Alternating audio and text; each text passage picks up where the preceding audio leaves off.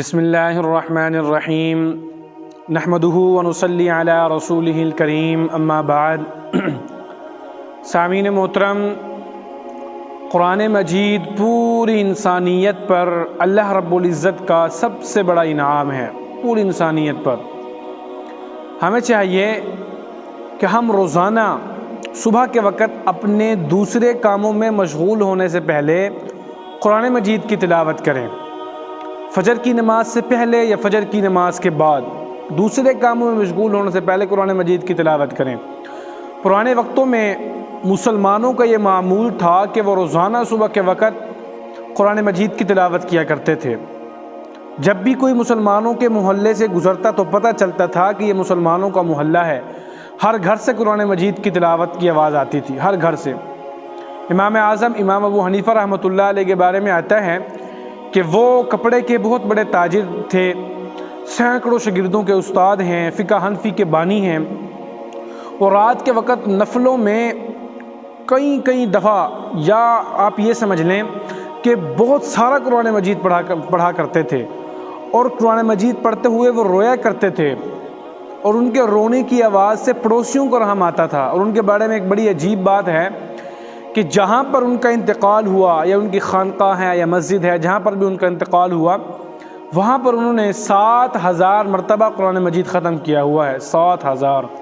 اب اس کا مطلب یہ نہیں کہ انہوں نے دنیا نہیں کمائی، کاروبار نہیں کیا، بلکہ وہ تو بہت بڑے کاروباری انسان تھے، تاجر تھے، دنیا بھی انہوں نے کی، لیکن سب سے پہلے انہوں نے آخرت کو ترجیح دی، قرآن مجید کو پڑھا۔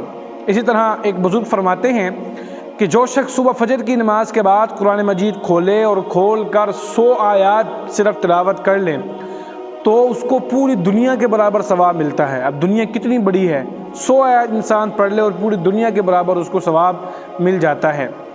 اور امام احمد بن حنبل رحمۃ اللہ علیہ کے بارے میں آتا ہے، وہ فرماتے ہیں کہ ایک مرتبہ میں نے خواب میں اللہ رب العزت کی زیارت کی۔ اللہ رب العزت سے پوچھا کہ اللہ، ایسی کون سی خوش نصیب چیز ہے، ایسی کون سی پیاری چیز ہے جس سے آپ کا قرب حاصل ہو؟ تو اللہ رب العزت نے فرمایا میرا کلام، یعنی قرآن مجید۔ تو فرماتے ہیں میں نے پھر پوچھا کہ اللہ سوچ کر پڑھیں، سوچ سمجھ کر پڑھیں یا بغیر سمجھے پڑھیں؟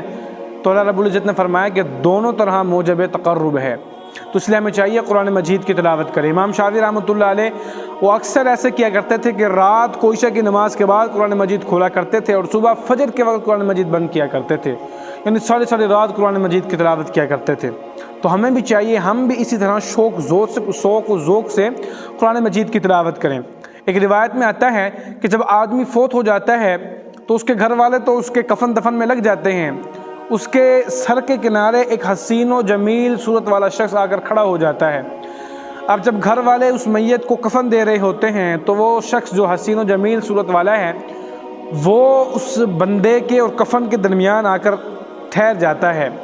اس کے گھر والے اس کو کفن دے دیتے ہیں اور اس کو قبر میں اتار دیتے ہیں۔ قبر میں منکر نکیر آتے ہیں اور وہ شخص کو، جو حسین و جمیل صورت والا شخص ہے، اس میت سے دور کرنا چاہتے ہیں، لیکن وہ کہتا ہے تو تم اپنا کام کرو، میں اس سے دور نہیں جاؤں گا، تم نے سوال جواب کرنے، تم سوال جواب کرو، میں اس سے دور نہیں جاؤں گا، میں تو اس وقت تک نہیں جاؤں گا جب تک یہ شخص، یہ میت، یہ آدمی جو فوت ہوا ہے وہ جنت میں نہیں چلا جاتا۔ لہٰذا منکر نکیر آتے ہیں، سوال جواب کر کے چلے جاتے ہیں۔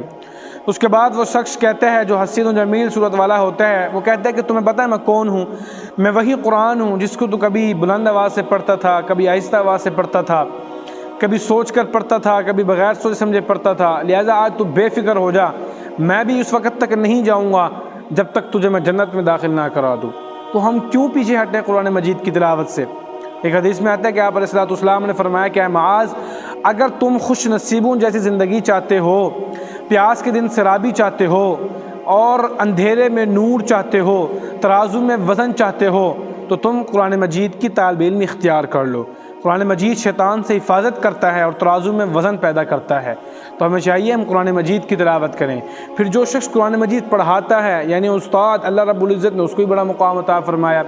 حضرت ابو ہریرہ رضی اللہ تعالیٰ عنہ فرماتے ہیں کہ آپ علیہ السلام نے فرمایا کہ اے ابو ہریرہ، قرآن مجید کو سیکھتے رہو، سکھاتے رہو، پڑھتے رہو، پڑھاتے رہو، یہاں اسی شغل میں لگے رہو یہاں تک کہ اسی شغل میں تمہاری موت آ جائے۔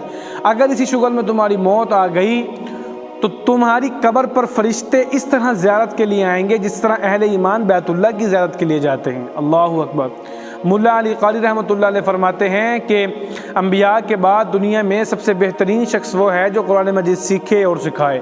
ایک حدیث پاک میں آتا ہے کہ جو شخص صبح فجر کی نماز کے بعد اپنی جگہ پر بیٹھ کر قرآن مجید پڑھنے، پڑھانے، سیکھنے، سکھانے میں لگ جاتا ہے تو اللہ رب العزت اس کے لیے فرشتے مقرر فرما دیتے ہیں جو اس کے لیے بخشش کی دعا کرتے ہیں۔ کیا شان ہے استاد کی، کیا شان ہے قرآن مجید پڑھنے والے کی، اور کیا شان ہے جو شخص اپنے بچوں کو قرآن مجید پڑھائے۔